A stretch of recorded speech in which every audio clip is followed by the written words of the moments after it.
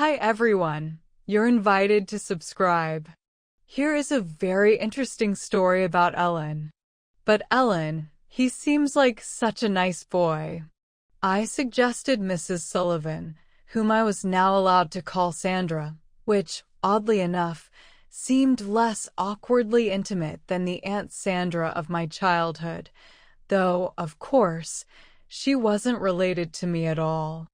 It would be unfair to say that she deliberately peppered her speech with winged phrases from 70s comedians, but she wouldn't have tried her best to avoid them. Melvin is the son of a local doctor who studied to be a math teacher. My Aunt Sullivan, they were allowed to call her Sandra, had a daughter. A daughter who was somewhat fancifully named Clementine, although her mother, humbled, allowed it to be shortened to Clemmy. Clemmy was 13 and I was 21. And at that age, an 8-year age difference makes a difference. I couldn't help but think that the name Clementine, as it turned out, was both appropriate and unintentionally cruel. You might say that a 13-year-old girl cannot have cellulite, but she managed it, especially on her thighs. I didn't dislike the poor kid who didn't have much merit, but I definitely didn't see her as the little sister I never had. I didn't dislike this young man, Melvin. Mrs. Sullivan looked at both of us with sometimes seemingly more tenderness than she did Clemmy, though she called the unassuming dough-faced child my precious late present. He's a sweet boy, I agreed honestly, delighted that not only were we in different grades, but we also attended different universities, not quite at opposite ends of the country, but far enough apart that even Mrs. Sullivan understood that regular visits weren't very practical, especially since neither of us knew how to drive at the time. We both took lessons, and Mrs. Sullivan maintained the myth that we were locked in a mutual rivalry over who would pass the test first. Personally, I didn't care, and he probably felt the same way. I vented my frustration to my mom, and she understood, but advised me to let him court me. I was visiting at my mom's house. Sandra was always a matchmaker, Mom said rather affectionately and with a wry chuckle at the word always. Sandra liked to make an impression.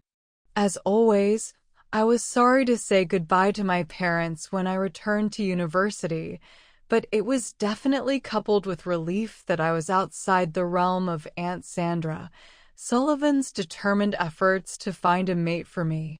She needed to find me a date. By the end of that school year, I had a suitor named Josh. We always got along well. We had a lot in common. We were both in the choral society and chess club, and we both liked to get outdoors on weekends, though neither of us went to extremes, and you'd hardly look for sturdy hiking boots in our clothes. He was a keen birdwatcher, but, to my relief, not a twitchy one. I knew one once and found that early mornings out on the moor in the constant drizzle, obsessively looking out for some confused little bird that probably didn't want to be found, was not my idea of fun. Josh had binoculars, but he used them sparingly. Our relationship was comfortable rather than wildly romantic.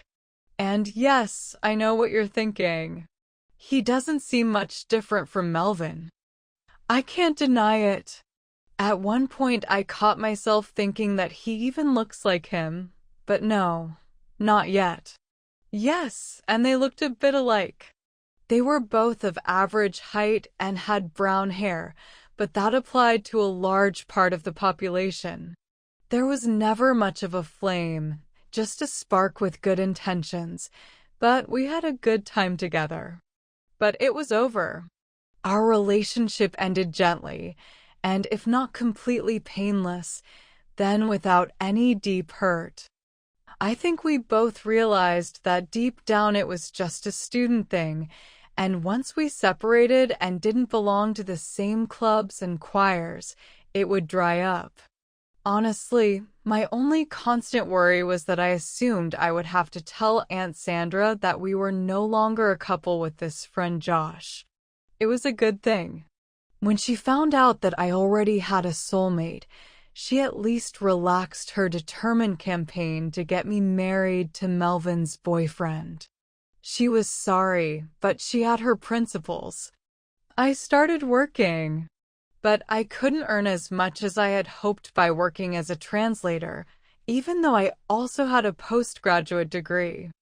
I thought about taking a teacher training course, and I know that sounds amazingly petty, but one of the things that put me off was that Sandra would have to say that since Melvin and I were both teachers, it gave us something else in common.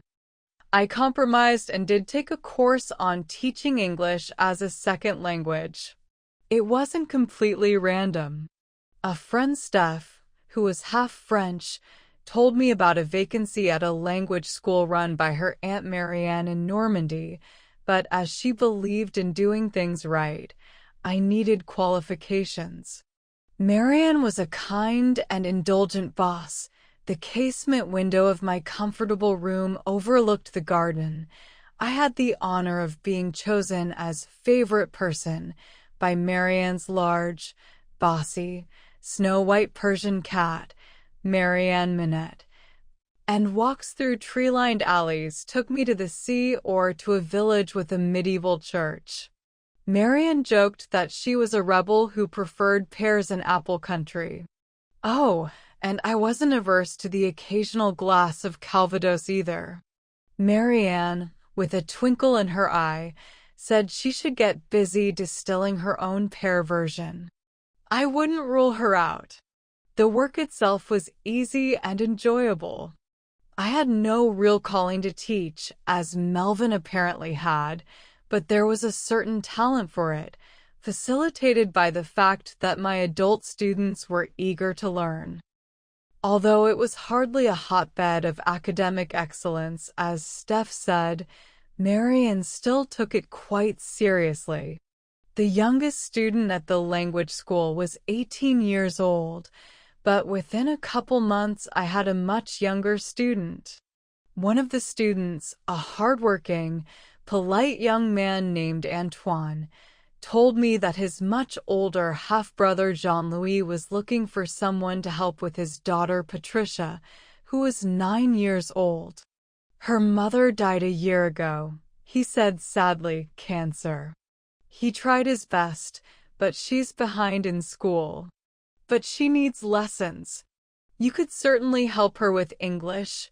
Her elementary school has an early language program and maybe a little with other things, and be a friend to her. I was hesitant at first, but then I met Jean-Louis and his daughter Patricia and immediately agreed. I know it's a misconception that shock and stress can turn your hair gray, but I still wondered if there were premature gray hairs on Jean-Louis' head before his wife got sick and died. He was not in mourning, but there was sadness in the depths of his smile. His daughter Patricia was adorable, a red-haired child who said things that were really funny, not the things that loving grandparents assured. But at times it was still all too obvious that her young life had already been touched by tragedy. I watched her panic when she thought she had lost her favorite doll. Thankfully, the doll was found, and unsuccessfully fight back tears when a song that was one of her favorite songs came on the radio. I wanted to turn it off, but she put her little hand on my shoulder and said she still wanted to listen to it. Jean-Louis quickly became more my friend than my employer and then more than my friend. We developed feelings, an attraction to each other. We were almost in love. I loved his kisses, his hugs. Marianne was concerned about the development of our communication, and she spoke frankly about it.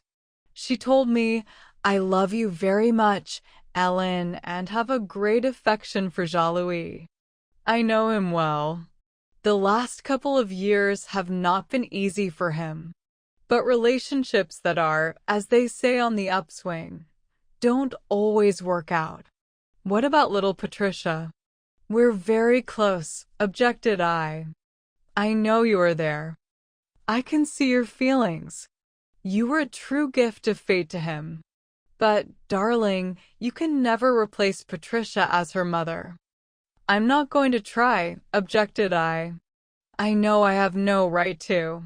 Well, I can only wish you the best, she said, kissing me on the cheek, still not hiding her misgivings. My parents were hesitant too, not least because it meant that I would now be living in another country more or less permanently. I won't deny that it worried me too. But, Mom, it's only France, not Antarctica, I remarked. You can get to me quickly. My parents didn't try to put any emotional obstacles in my way. And Patricia was happy about the whole thing, that we intended to live together, although I wonder how much the thought of a bridesmaid's dress was in her enthusiasm. We will have a civil ceremony as he is Catholic and I am Protestant. Not that either of us are particularly religious, but although it will be simple, it will still have some frills. At first, our life together in his crumbling old house seemed even more ideal than my life at the school where I still taught. He was quite a practical man at first glance, but he was no stranger to romantic gestures. We had quite a few candlelight dinners and walks at dawn by the sea. My husband spoiled me. Sometimes he pleased me with gifts. Our only regret was that we could not have a child. I could not get pregnant. It was sad. After a few years, we went to the doctor.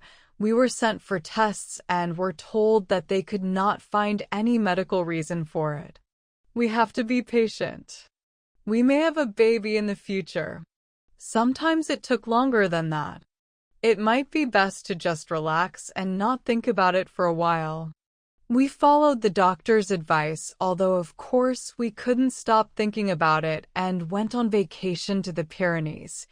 Coincidence or not, it seemed to work. I didn't immediately rush to tell my husband about the feeling. I didn't tell him until my period was delayed twice and I took a home test. It was like the sun we saw rising by the sea came up in all its glory on his face. Could it really have happened to us? We decided to tell Patricia right away. She was already on the verge of adolescence, fully aware of the facts of life and didn't miss much. To our relief, she was as excited as we were and was not jealous in the slightest. She was excited. No point in speculating too much about what happened. I went into labor at 8 months, but although it was early, it wasn't, at least that's what we thought, dangerously early. Not too long ago, one of my former students, Sophie, had a baby at only 7 months old, and although her daughter was very young and needed to spend a few weeks in an incubator, she was fine now. But I wasn't fine. Neither was the baby, the boy who was stillborn. And my life hung in the balance for over a week, and Jean-Louis only left my bedside when his mother came in and the medical staff actually dragged him away for a couple hours of rest. I remember parts of it in vague flashes. It was a difficult situation. Anyway, I made it through. My mom came down from England to help with Patricia too. I grieved deeply for my little boy, and the hospital helped us have a special ceremony in his honor. We would name him Armand. They told me that while it might be wise to wait a while, there was no reason why I shouldn't carry a healthy baby to term. I tell myself that Jean-Louis's personality could not have completely changed in such a short time. It was hidden from many people. He was never an evil man. Not really.